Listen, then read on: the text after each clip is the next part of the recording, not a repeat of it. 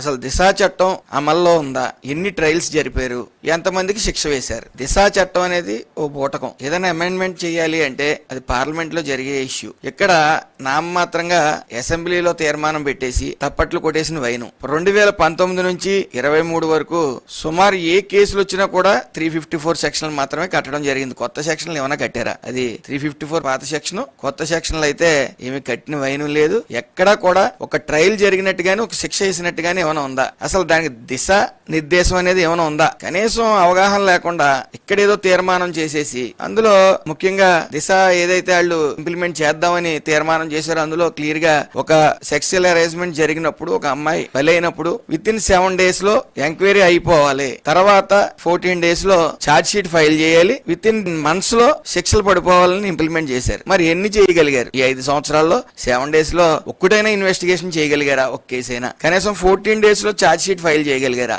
ఏమీ లేవు. అసలు దిశ చట్టానికి ఏమి దిక్కుమొక్కు లేకపోతే యాప్ లో ఏం అవగాహన తెస్తారు వీళ్ళు? ఏం తెచ్చారనేది మాకు అర్థం కావట్లా. ఏదైతే ఇండియన్ పీనల్ కోడ్ ఉందో దాన్ని బిఎన్ఎస్ గా మార్చారు 2023లో పార్లమెంట్ లో. భారతీయ న్యాయ సంహిత అనేది అమల్లోకి వచ్చిన తర్వాత కఠినమైన శిక్షలు అందులో పొందుపరిచారు, సెక్షన్లు అలాగే శిక్షలో కూడా. అవగాహన లేని మాజీ ముఖ్యమంత్రి ఏయో పప్పు ఉప్పు అని మాట్లాడుతూ ఉన్నారు. తుప్పు లెగిసిపోయింది ఆయనకి. 11 సీట్లు మళ్ళీ అగ్రెసివ్ వర్డ్స్ వై నాట్ 175 అని, అలాగే నా ఎంట్రుకు కూడా పీకలేరని చాలా సందర్భాల్లో ఆయన మాట్లాడారు. మరి ఎంటిగా ప్రజలే పీకారు, 11 ఎంటికలు మిగిల్చారు. ఇంకా 11 ఎంటికలు కూడా ఆయన పీక్కునే పరిస్థితి, మతి స్థిమితం లేక. అసలు దిశా చట్టం గురించి వాళ్ళు ఒక ప్రెస్ మీట్ పెట్టి లేకపోతే ఒక డిబేట్ పెడితే బాగుంటదని నా ఉద్దేశం. వాళ్ళు ఆయనకి అసలు అవగాహన లేని మాజీ ముఖ్యమంత్రి.